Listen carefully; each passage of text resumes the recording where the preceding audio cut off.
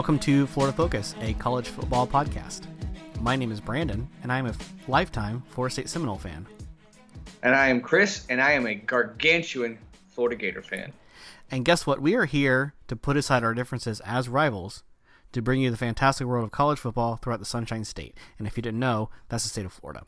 So, given today's topic, Chris, where we're going to break down the entire 2019 season, how do you feel approaching all of the teams, the 7 major schools that live in the state of Florida?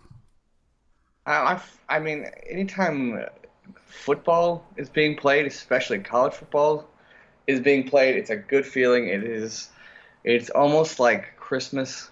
It really is. It's almost like Christmas, because summer just is. There's nothing to watch over the summer. Unless you're a baseball fan, right. I am not. There's nothing to watch over the summer, and you finally have football. And they tried the name of the league. AAF, Alliance of American Football. AAF, yeah. You got there. They tried that, and I got kind of my hopes up high, but that fizzled out. But now the real deal is here. College football is so close to being upon us, especially for Gator fans. It's 1 week earlier, and it's a really good feeling to just talk college football. Couldn't agree more. It really is like Christmas in, well, not really July, but August. and it's a fun feeling. So actually, for the community that listens, this is a multi-part episode. So this is part 1 of our 2019 season preview. So stay tuned for more episodes. And yes, you're right, Chris. There's a lot to say there, and we have an extra bonus in that the season begins a little bit earlier for us. Kind of throws us off a little bit, not gonna lie, but also it's kind of fun. Yeah. It's weird because I'm not fully into college football mode, but I'm having to be, because sure. The game's a little bit earlier. But a lot of interesting stuff going on with our teams across the state, especially with the transfer portal thing going on. Everyone's still trying to figure out the ins and outs of it and how it works. I'm not really sure if it's going to last, quite honestly. But it's created a lot of controversy, created a lot of interest with players leaving and starting right away, and just the new the look of college football. It's very interesting, to say the least. And a few other things here and there that we'll get into, coaching changes and all that. But I'm just glad, like I said, to be talking college football and specifically Florida Gator football. Yes, great thoughts, and I love the thoughts on the transfer portal. I have plenty to weigh on that later. Let's go ahead and dive in. We have plenty to talk about, and we want to get right to it. So you, Chris, get to start off with 2 perspectives, because you have week 0 and week 1, because I always let you go first for the Florida Gators. So let's start off with week 0. Well, before we get to that, I'm sorry. Let's do a quick just overall thoughts of the season. I apologize, I'm going to ahead of myself here. So the Gators, the 2019 year, what are your just general conceptions of the 12 games you have in the regular season? I know, you're getting excited. I know. Yeah, I understand. We all are. Well, once again, Florida, well, let's back it up a little bit. We actually have a returning coach that, for the most part, everyone is happy about. And weird feeling, last few, I don't know, 10-something years, it's been not the case.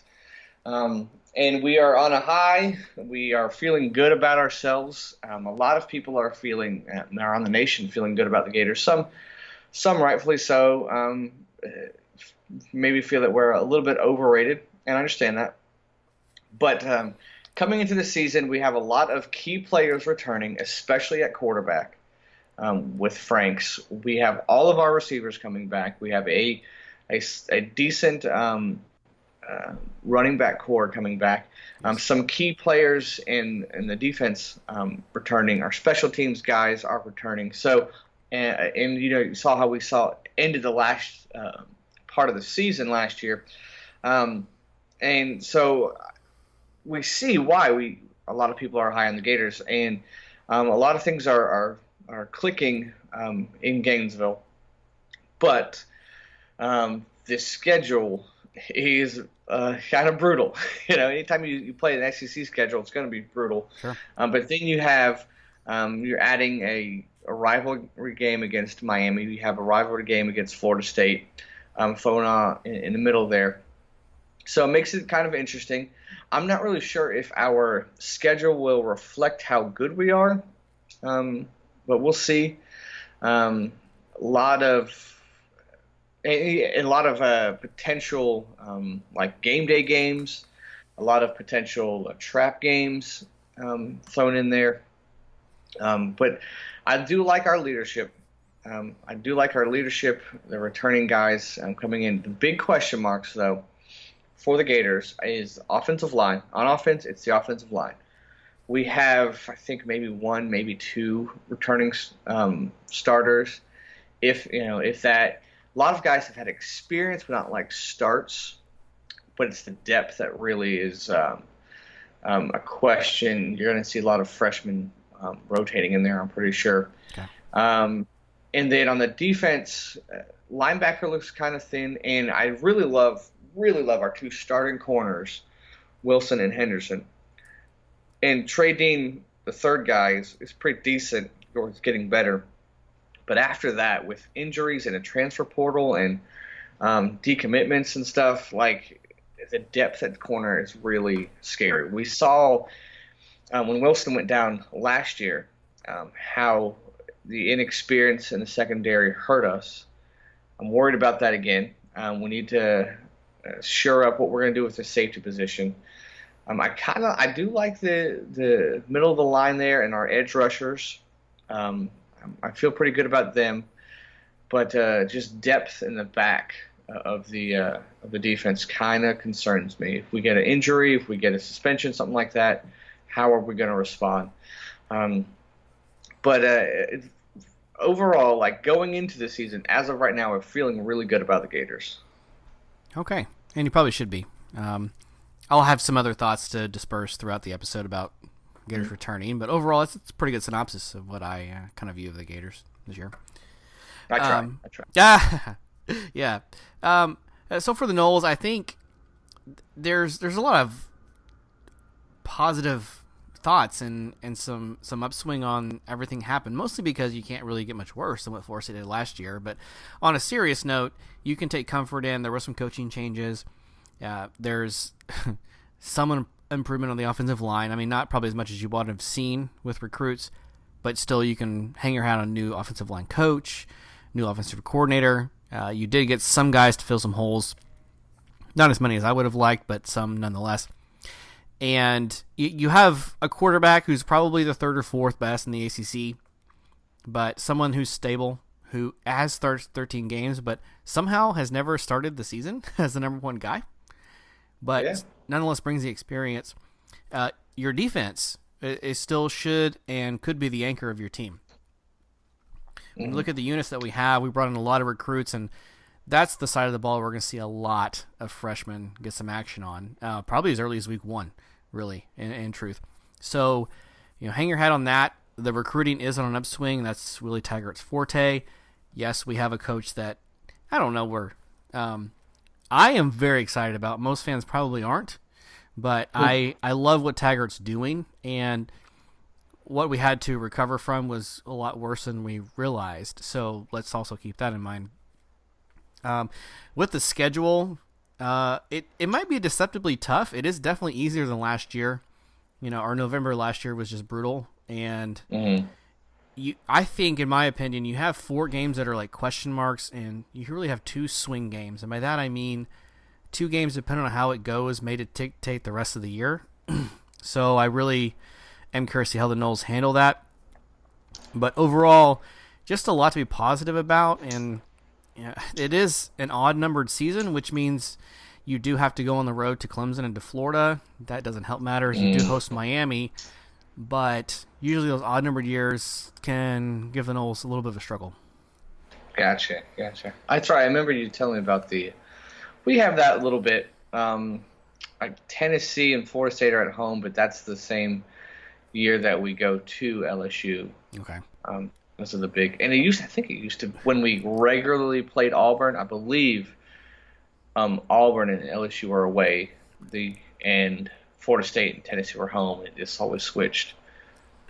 Yeah, it's really really frustrating to have that kind of a little bit of imbalance, really. But we'll see how Syracuse kind of rebounds in their last year, and if that makes a difference in the scheduling, who knows? You'll see my opinions on that later. But we throw in a neutral site game, plus all the rivals that continue to impress. It should make for a deceptively hard year that it's going to be a little more difficult than fans think, in my opinion. Okay. So yeah, I'm really high on Blackman as a quarterback. I've always thought that he was a better fit for them. He's a better quarterback than Francois. Yeah. I could see why people like him, like Francois, but I just think Blackman's a better fit. And the defense, they took their lumps last year, but they were young guys last year who aren't freshmen anymore, aren't sophomores anymore, and have some experience. So that's really going to help going into this season. Yeah, and I'm super thrilled, and I love the guys coming in. And you got Mickey Anderson still on staff, so only knows it's going to get better. Yeah, man. All right, let's do it, Chris. We got actually an extra week of football to talk about this year. How great is that? No. So the community probably knows this, but for those that don't, week 0 is a real thing. Yep. Almost always occupied by Hawaii. The Rainbow Warriors kind of own this niche because they have to start their season so early. Their travel demands are so great. Yeah. And this year, the NCAA said, hey, Gators, hey, Canes, you want to play the first week of the year? We'll actually grant you permission to play in a week earlier. So August 24th, week 0. The Canes and Gators meet in Orlando at the Camping World Stadium. Should be a lot of fun. So we'll start your season there, Chris. I will also let you talk about week 1 as well first, but hit me with it. What do you expect against the Hurricanes in our neutral site? Oh, man. This is... I don't even know where to begin because there's so much anticipation for this game, especially where I live now, South Florida. And it's a game that Florida should win. It's a game that Florida is the better team. It is a game that I think where we are the better coaches. Miami has Diaz as their new coach, although he was their D coordinator. Still a new coaching regime for them. They just named their quarterback, to me, new quarterback. Yep. And so everything's going, everything. You check everything off. It's Florida. But man, with a rivalry game, neutral site, I can't fully be like, oh, we're going to kill them. We're going to blow them out, right? Yeah. We should. Should is the key. But I think that Florida should win by 10 points. I think 10 points. Now, on paper, it looks like we should be blowing them out by 30 because we have everything going for us. But I think it's going to be a little closer than we want. I say that Miami gives us a game for a half. Maybe we're up by 7 or something into the third. Maybe it's a little bit more and they make it close. But I say 10 points. I think I have us winning 27-17. Okay. And I know we're ahead as far as program wise, but still first game of the year. I think there's going to be a lot of jitters. I think it's going to be close for the first half. Florida should pull it out. We should have the experience. I trust Franks. He's been in a bunch of big games, and I think but I do like Diaz as a coach, and especially defensive coach. But I think Florida pulls it out. I think we keep him at bay. Miami hangs around for a little bit. Their defense keeps them in the game for a little bit, but Florida's experience and just talent wins us the game by 10 points. Good take. I think I agree with most of that. The first week jitters are a huge thing. Seeing Florida State play a lot of teams, week 1, Virginia Tech, the Miamis of the world, it really shows that either one side of the ball is very inept or very good. And generally, for Florida State at least, the offense is bad and the defense is good. Although we had one exception to that. So you're right. The rust is still coming off of the gate. It can be a little bit hard to play. My biggest thing with this game is just the history of the rivalry. There's way too many times when Miami has won this game and you're like, what? Why? How? Yeah. You're definitely not better. And that's why I agree with you, and I'm going to take the Gators to win this one, but not confidently, because Miami, for some reason, just snakes their way in and captures a victory. It's a very equal balance on defense, because you have Miami has the best defense in the ACC. There's no question. You have a good linebacker core. You have a lot of returners. And with Quarterman and Pinckney anchoring all of that, you know they're going to be able to stop the Gators somewhat. It's just a matter of how much. And you know Mullen's going to probably break out some stops. You have a bye week after this, and you know you're going to ease into an SEC schedule that is pretty tough. But talent-wise, I couldn't agree more, Chris. You guys have the better top to bottom for sure. Yeah. And Miami just announced that Jaron Williams is their quarterback over Tate Martell, who everybody thought hilarious was going to be. I can't believe it's got to make the cut. Yeah. And so now, like, what does N'Kosi Perry do? Does he leave? So many questions. Does Martell leave? Right. If I was Martell, I'd stick around just because we don't know if Jaron Williams is going to stay the quarterback, you know. Right. But still, that's a huge blow. But no one really knows anything about Williams, which might be a good thing for Miami, that no one knows about him. Nothing, you know, on film or much on film. But for him to start in a game like that, a rivalry game versus a pretty decent team, a pretty good team, I just don't think it's going to work out for the Hurricanes. They do have Jeff Thomas, who they do have to keep an eye on. I do like their defense, or key players in their defense, but end of the day, I think Florida's just a better team. And like you said, last time we met was in Miami. I believe my memory serves me correct. We just came off like our Sugar Bowl, lost to Louisville, but we were having a good season, and we played Miami that year and lost at Miami. Okay. In 2008, they were playing in the Swamp, and we had 2008 or 2009. Anyways, we had Tebow. We had all of our great players, and they kept it close for a little bit. It was a nail biter. I think we ended up winning by 10 or something like that. But I feel like it's going to be like that game where they just won't go away. Right. But we're the better team, but they're just going to be nipping at our heels the whole game. Yeah, that's a great synopsis. Florida's a better team going in. Should win. Just don't know if it's going to happen or if they cover a spread, whatever it ends up being. To answer, well, you didn't ask it, but you had mentioned the Gators have a lot of game day potential. It's been announced. They will be the first game day. Right. They're going to Walt Disney World, which is in Orlando. And it's going to be a very non-traditional kind of game day because it is week 0, and you're not going to have the game day experience you normally would because it's very, very far. The Camping World Stadium is like 45 minutes from Disney World, so it's not close. And you know, there's questions already going around like, can I bring in the signs? And they're saying it's against Disney policy. And can I actually go there if I don't buy a ticket? And they're like, we're gonna make the PC answer, which is yeah, sure you can, but you can't go in the park. But at the end of the day, you guys already got a game day. Neutral site. Yeah, I'll take it. Yeah, we'll probably get Georgia as a game day. Okay.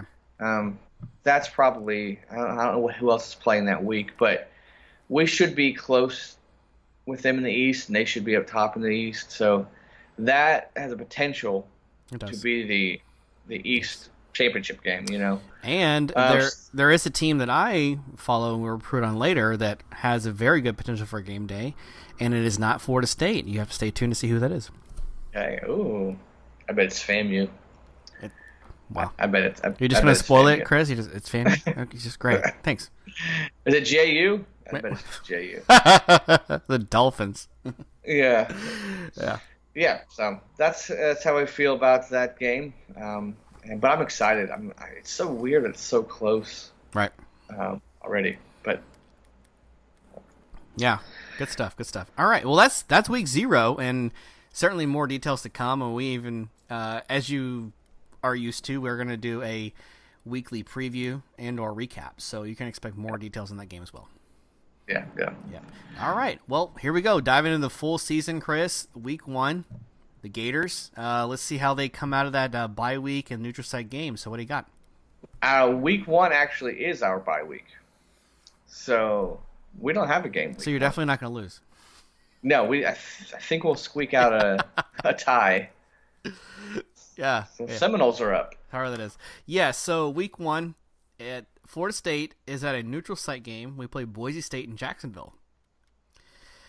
Yeah. So I mentioned earlier, Florida State has 4 question mark games and 2 swing games. Let me clarify what that means a little bit further. Question mark means it really could go either way. It's kind of a coin flip whether or not Florida State will win. Mm-hmm. A swing game means whether or not we win or lose will really define our season. As luck would have it, Chris, this game fits both of that criteria.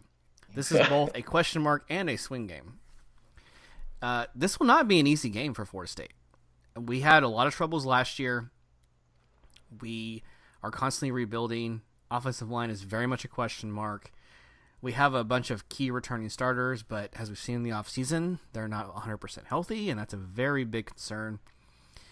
So let's break down some of the aspects of this game. Florida State is undefeated in Jacksonville since 1989.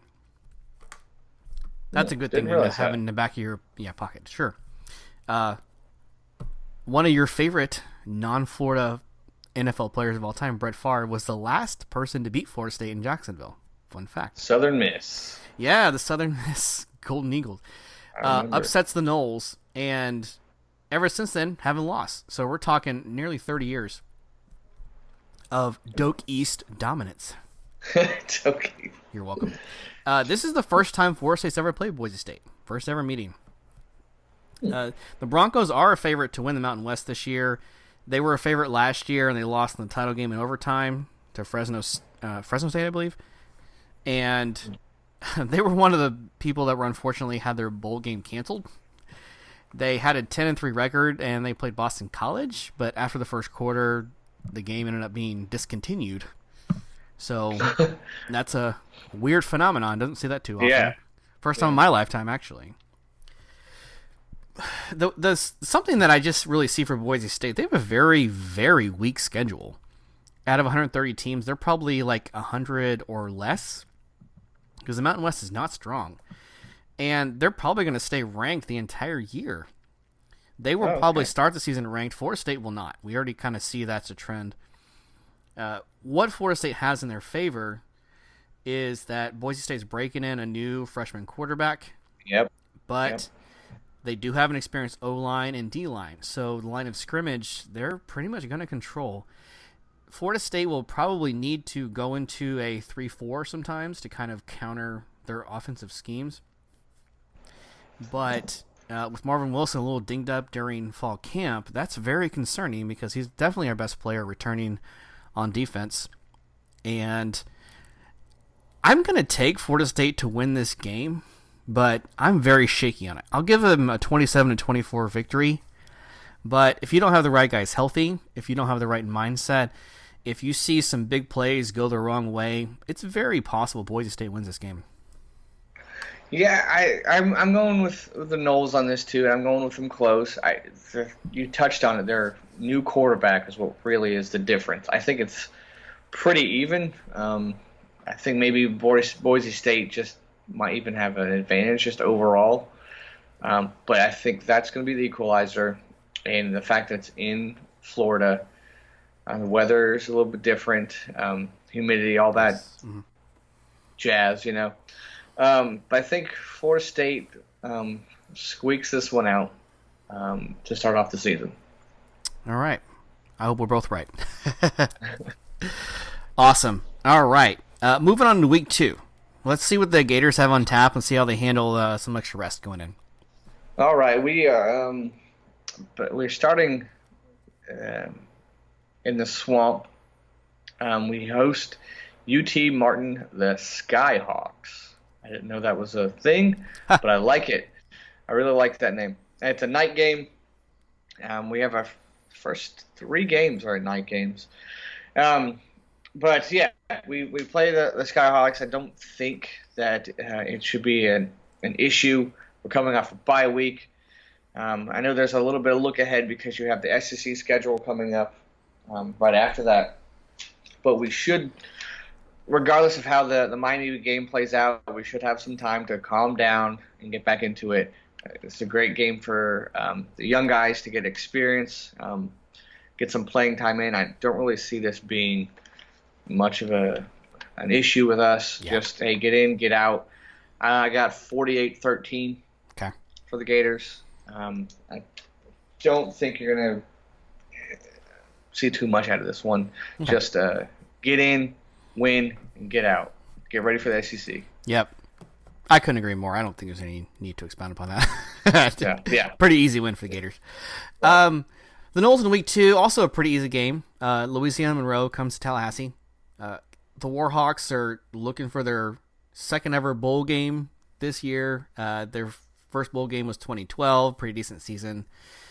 But it's a tough rebuild to come out of the Sun Belt and constantly have success. They do have a good quarterback in Evans and some other decent returners, but they need some help in pretty much all the other aspects of their game. I'm not going to take the Noles to blow this one out, though. I'm going to say 37-24. You don't want to overextend yourself, and we have a lot to rebuild and expound upon, but still a pretty easy win. I don't think there's any struggle here at all. Yeah, I think same thing. I don't know. I think I might have Florida State winning by a little bit more than that. And you wouldn't be wrong. Maybe Florida State's defense subs in a lot of guys to get some experience, and they allow a score they shouldn't. But that you just. I see the Samford game from last year and only won by 10. I'm a little worried and hesitant to go bigger than that, and I think you can understand why. Yeah. I get that, especially coming off a huge game at the beginning of this season with Boise State. So yeah. For our schedule, it is huge, and the talent we have. So yeah. Okay, cool. Yep. All right, week 2, pretty good win. Week 3, how do the Gators come out of that UT Martin game? All right, so this is the start of the SEC play for us. This is and I feel weird saying this, a revenge game for us. Oh yeah. Because it hasn't been a revenge game in 30-something years. And this is when we go to Lexington and play the Wildcats of Kentucky. I think that it's going to be a close one. They're going to be hyped. They can finally, say, hey, we won. But I think that this year's Gator team is not going to look at them lightly. They are not going to forget what happened last year coming into the swamp and shocking us. And I think the Gators handle their business on the road. Those games against Kentucky, now, whoever is playing is always either it's a squeaker or we win by 50. I think it's a squeaker, though, because it's on the road, and they have a little bit of confidence from beating us last year. They lost a lot of key guys, Benny Snell especially, right, which I'm so thankful I don't have to see him anymore. But they have to see P. Ryan. They have to see our running backs. They have to see Franks, and they have to stop us. But I say that we win 23-20. A close game. I think it's going to be back and forth, but I say that we pull it out. I think that it's going to be clear that we're the better team. Much like Miami, though, that's just the way Kentucky plays us always, is they're going to keep it close. But I think we win by a field goal and just escape Lexington. Okay. I think as a non-biased viewer of this game, I have a reason to watch it, and I don't know that I ever did before. I kind of wanted to keep an eye on it last year because of, I knew Stoops had some growth going on there in Kentucky, and I knew the Gators had new coaching staff coming in. But now I have a real reason to watch that game, and it should be exciting. Yeah, it's gonna be a good one. It's weird, just the fact that we want to get revenge on Kentucky. Sure. And it's not basketball. But, so true. But it's a good way to kick off the season. Not the SEC play, that is. It's not like a crazy big game, but just big enough. Right. Yeah. It could set the tone for the East for sure. Yeah, absolutely. It's going on the road last year at Tennessee was really like, oh, it's going to make or break. It's same thing. Going on the road at Kentucky, it's a huge swing game for us. We need it. I think we're going to pull it out. Okay, I like it. Well, moving on to Florida State, week 3, the Noles traveled to the Virginia Cavaliers, and I'm going to mark this as question mark game number 2. Okay. Because you just don't know how this is going to go. But I think, in my opinion, Virginia's going to win the Coastal Division this year. And this will probably be a low-scoring game. Both defenses are great. They're up to snuff.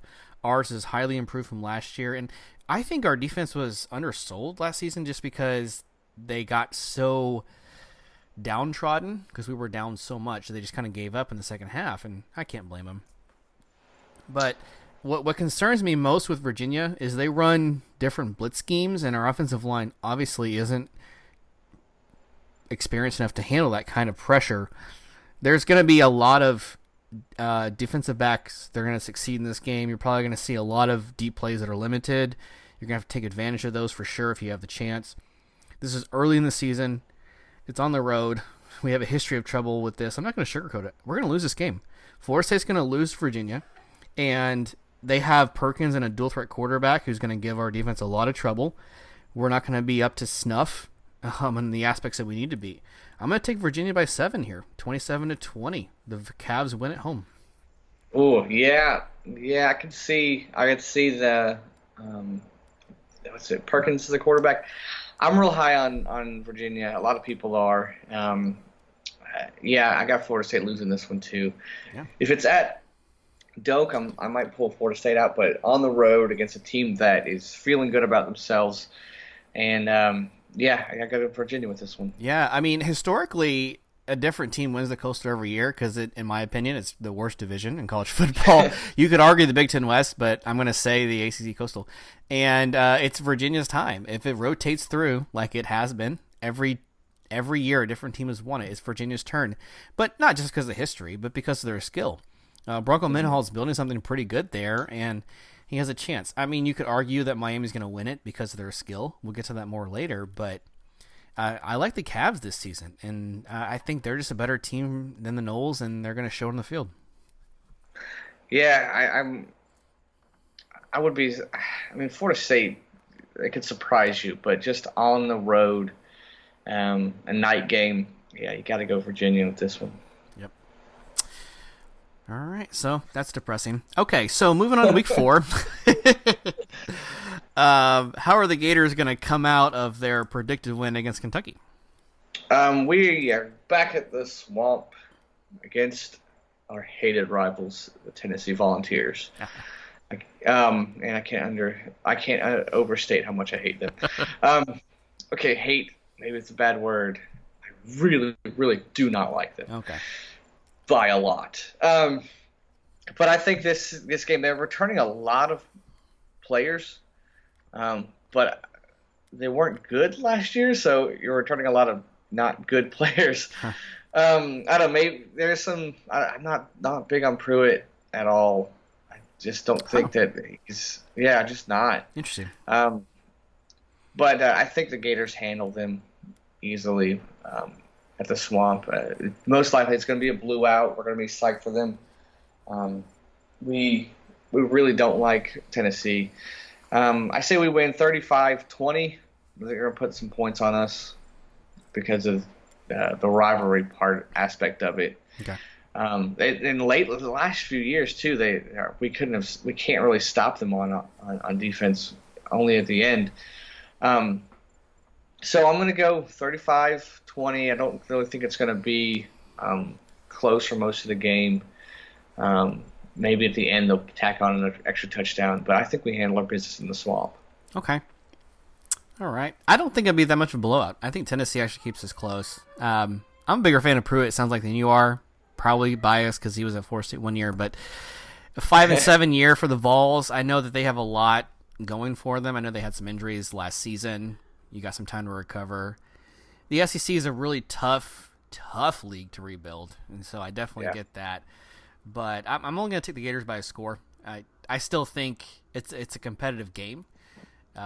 It sounds like you and I think there's like a 13-point swing in this. Like, Yeah. you're thinking a late touchdown to make it a 10-point, and I'm like, no, Right. they're gonna keep it within 6 or 7. But I'm kind of a fan of what Pruitt's doing, and so I'm a little more optimistic about what the Vols can bring. And they're certainly not there yet. They're not good enough to beat the Gators, especially not at home.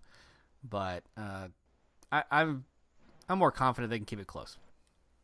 Yeah, well, I mean, the last two home games against Tennessee were like miracle plays for us to win. So who knows? It might be the same thing. I hope not. I hope it's just as easy as I think it is. Yeah, well, that's interesting. And I like it. And Tennessee's definitely a year or two away from where they want to be. So we're both on the side the Gators win. Yeah. All right, cool. Week 4, Florida State does go back home as well. They host the Louisville Cardinals.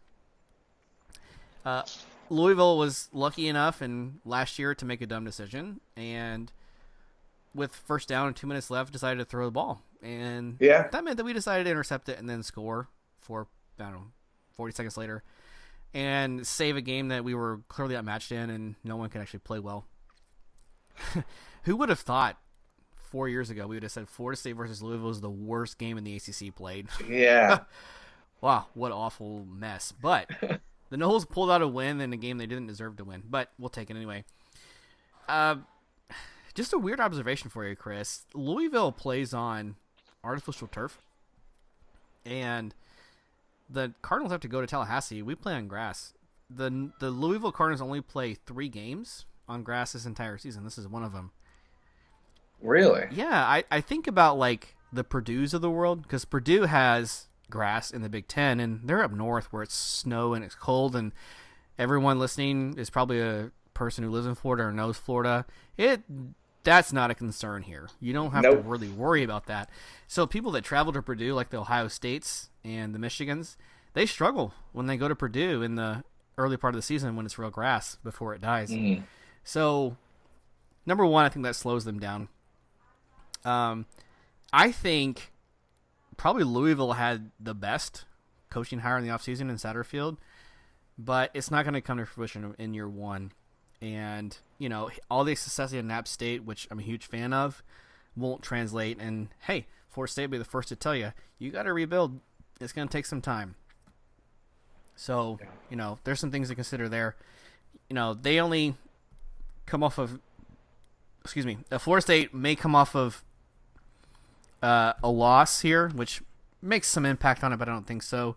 Louisville has a pretty weak schedule to start, so they may come off of some wins. So, the psyche of the teams may factor in, but the skill on the field probably, to me, trumps that.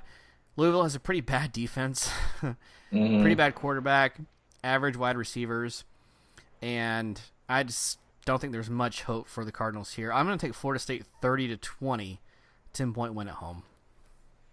Yeah, I like what you said about how not good Louisville is, because I agree. I think that's going to be the main factor, regardless of where Florida State is at that point of the season. They're just not as, they're not Louisville. And I have Florida State winning by 2 touchdowns against them. I really don't think it's going to be an issue. Maybe a quarter of struggle, but I don't see Louisville giving them a problem. Not this year. Okay. Yeah, I think it's pretty easily in hand unless something just catastrophic goes wrong. But I'll hope for that 14-point win too. That'd be great. Oh, man. Well, that'll end week 4, moving right along. Week 5, how are the Gators going to rebound off of that last game? All right, so here we get, it's weird.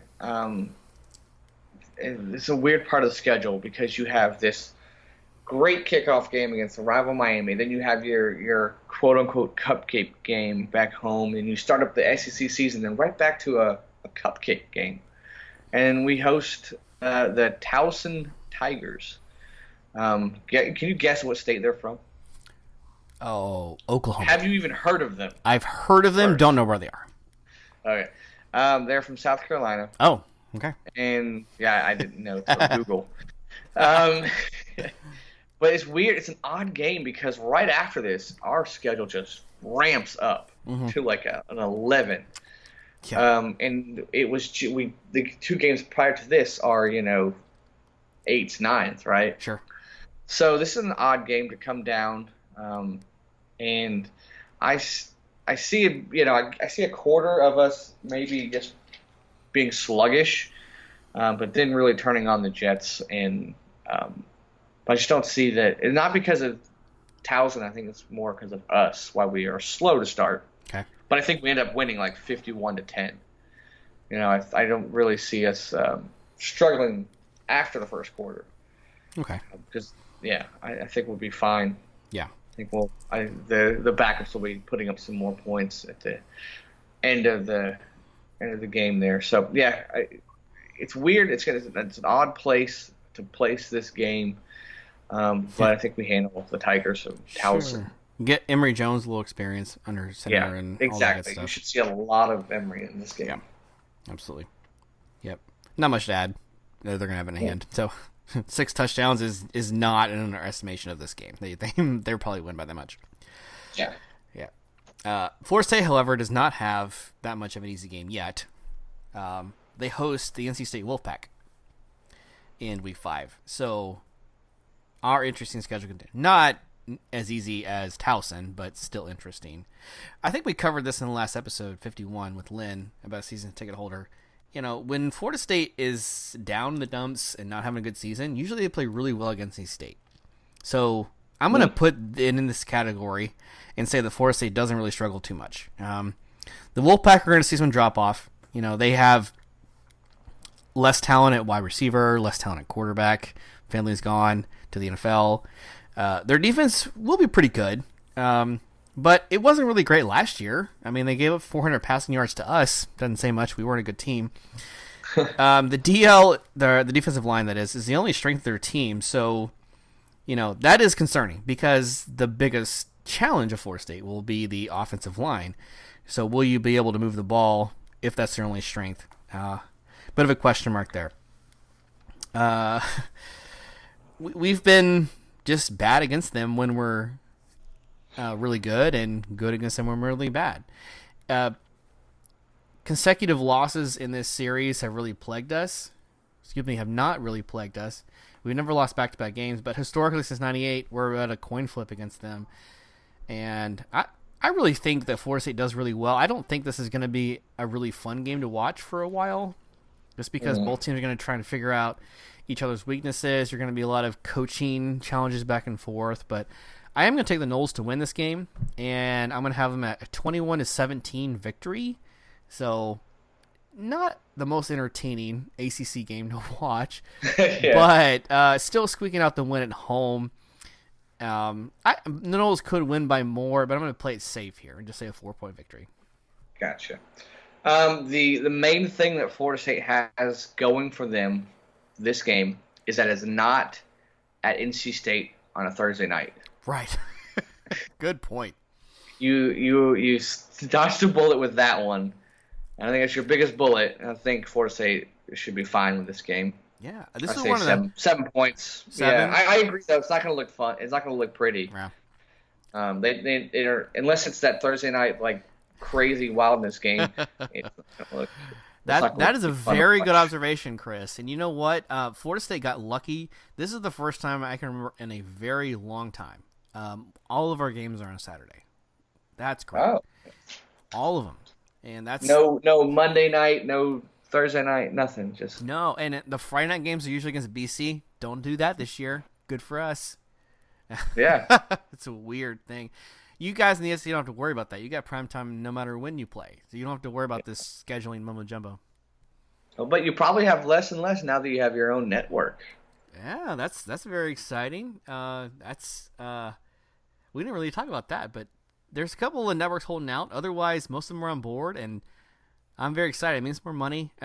These programs tend to have a little struggle at the front, so I'm kind of concerned that it won't last or there will be some difficulties. I'm not saying it's going to be the AAF type of thing, but when you have your Longhorn networks and the SEC networks of the world, you have some doubts whether the ACC has the clout to continue it. I think we probably will be all right long term as long as we have some good investments. But yeah, for sure, it's definitely exciting to see that go forward. Yeah, I think your traditional Big names like Florida State, Miami, Virginia Tech aren't that high, but they do have Clemson, who is the defending national champ. They have them going for them, so I think it'll be all right. And just everyone wants more college football, so True, very I true. think it'll be fine. Yeah, especially with the Be all rise right. of streaming networks and services, I think it Right. should be fine. I agree. Yeah. Man. All right, so to this point, really quickly, I think that means that Florida State, according to my calculations, will be 4-1. Okay. And for you, the Gators will be 5-0. oh, okay, undefeated. All right, so heading into week 6, what do you have for the Gators on tap? How will they handle this challenge? Yeah, now things get interesting because we host the Auburn Tigers. You know, the schedule is tough enough, and then you add Auburn and Miami. Fantastic. Um, good thing is that it's at Gainesville. Bad thing is where it lies on the schedule is right before our trip to Baton Rouge, and right before just the craziness that is October. It's all October for Florida is just that's where we get the meat. It's the hardest schedules. You always have your LSU's. Right. And Georgia is always in October. Although this year, I think we might actually be playing Georgia in November. Anyways, we host Auburn, a team that I always say that LSU is one of those Jekyll and Hyde teams. Auburn could just very well be as crazy as LSU. They get momentum, and you think they're the best team in the world, and they lose at home to Arkansas. You know, you just don't know what you're going to get with them. So I don't know who they will be at this point of the season. But I know that Mullen has a history at Mississippi State. We saw it last year with Missouri and Kentucky. He just loses these home games that you just have no business losing. And I think this is one of those games. I think Florida looking ahead to LSU. I think Auburn has we don't know what kind of team they are. I think this is a game that the Gators lose. And I have us losing by a last-second field goal, 17-20 to Auburn. Okay. Interesting note about this game, looks like we'll be wearing our throwback jerseys, the old like Steve Spurrier days that we wore those in 06 against Alabama at home. Okay. And we did pull out a victory with that, but I'm like, I don't know. Mullen, like I said, has those weird games where we have no business losing, or it's a home game that where we should win, and we lose it. I think this is that one this year. Okay. That's a fair assessment. Yeah. I actually agree with you. I think that Auburn gets the best, and I'm big on the history of matchups, and Auburn just has that propensity to beat the Gators. You know, I don't know where the Tigers land on skill sets because I don't follow them all that closely. But I know that Malzahn is, when he gets his program right and when he gets his offense running, very, very tough to beat. In fact, the 2017 version of the Tigers where they lost 3 games, that was the best 3-loss team I'd ever seen in the history of college football. I mean, they were fantastic.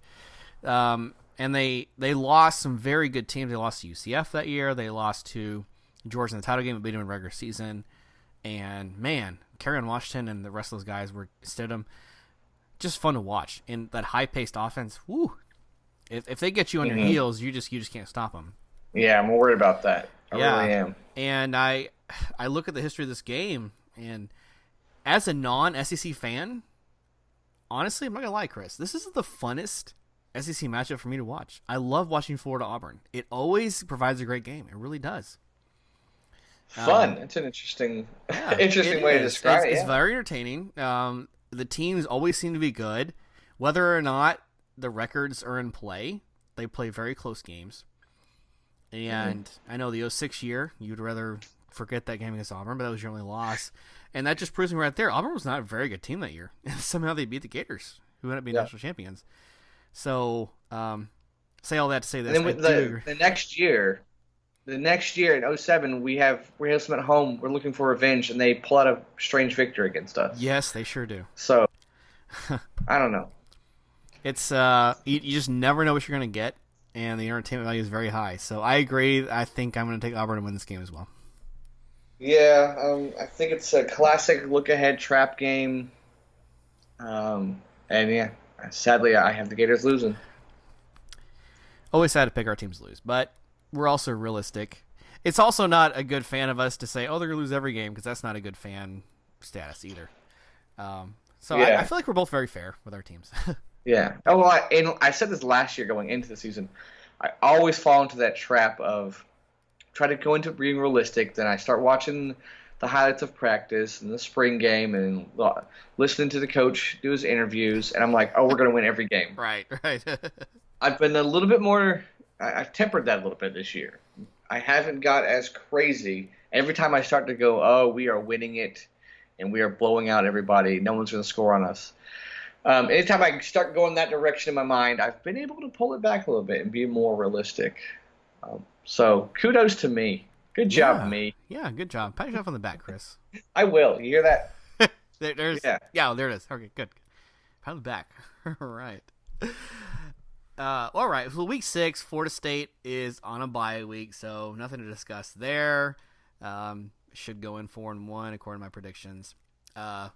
Week 7 though, Chris has a lot to talk about coming off of that Auburn loss, supposedly. What do the Gators do after a homecoming against Auburn? Yeah. Oh, yeah, that's right. It is homecoming. I forgot about that. This is, I want to say, the biggest weekend for us, for both of our teams. Giving who our opponents are. Pretty close, yeah. They're pretty close. Yeah. And yeah, we host the Tigers, and then we go to Louisiana State University and play more Tigers. I'm sorry, hang on. Who calls it Louisiana State? I do. You? They don't deserve. Just you. They don't deserve. No one calls it Louisiana. Okay, all right, go ahead. Sorry. Louisiana State University Tigres host the Gators, and it's most likely to be a night game. CBS, and a lot of people are high on LSU, especially how they ended their season last year as well. Coach O's got them going. Great guys on defense. The secondary is solid. D-line is solid. I think that it's going to be tough for last year we lost to Georgia, and then we let Missouri beat us because and I think Mullen said that we lost to Georgia twice. Okay. We were just coming off that devastating loss and then never got back into it. I don't see us getting back into it after losing to Auburn. I think we lose again to LSU. Unfortunately, back-to-back losses to the Tigers. I have us losing 16-24. I think that they're going to come out swinging. I think we're going to come back in the middle of the game, but they outlast us and they win. Yeah, fortunately or unfortunately, I think I agree with that. LSU, I picked last year to beat Florida, and I was right and you were wrong. So let's just bring that up real quick. But this year, LSU is coming off of a 9th season just like the Gators. You see a pretty equal coaching staff, a pretty equal staff on offense and defense matched up against each other. Interesting to see what Grantham does with the fact that LSU comes out and they may actually pass the ball a lot more than they used to. That's a different thing for an SEC West team for sure. I'm excluding Alabama last year, who's Tua just lit up the West, whatever. But it's not going to be that slug out defensive struggle, I don't think. You're going to see a different type of game here where the quarterbacks have experience. LSU has recruited a lot of good wide receivers. As you mentioned in the last couple episodes, Florida has a lot of talent off of the edges and a lot of speed. So I think this is an LSU victory, but it might be more high scoring than you think, in my opinion. So I'm going to go like a 30-27 LSU victory because you may see some guys get loose. And who knows where the penalties and the other things that are intangibles like field position factor into this game. But I still think it's entertaining. I still think Florida plays really well, but I agree. Another loss to another Tiger team. Ugh. I know. We still have. Oh, I just realized we play 4 Tigers. Really? That'll be our 3rd Tiger in a row. Towson Tigers, They're Tigers too. I didn't know that. Auburn Tigers, LSU Tigers. You know who the other Tiger is? No. Missouri. Oh yeah.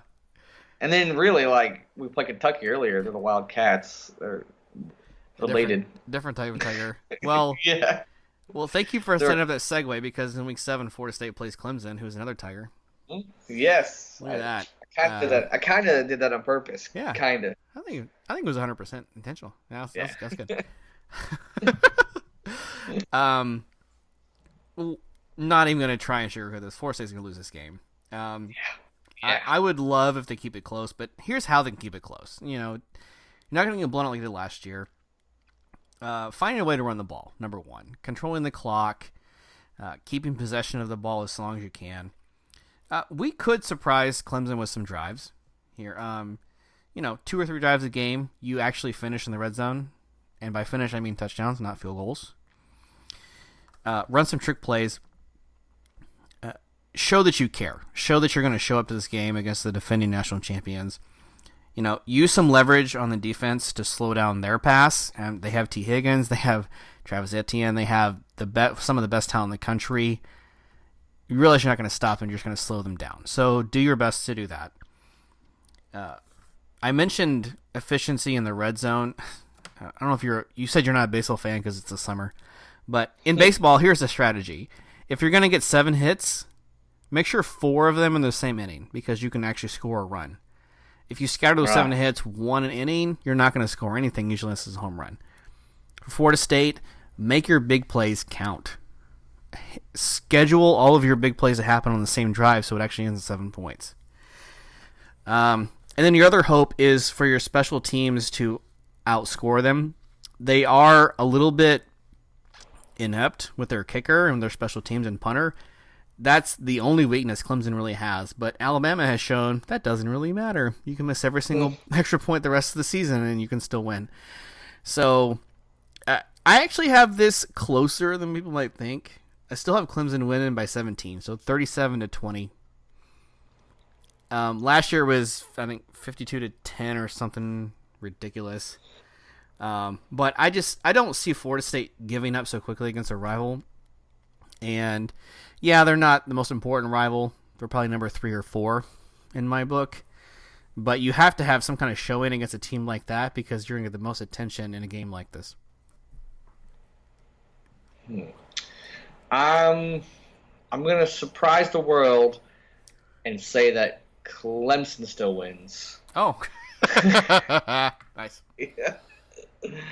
No, I just don't see FSU winning this one. I hear all the stuff you're saying and the ways they could. It's not going. The only thing they have going is they have the bye week before.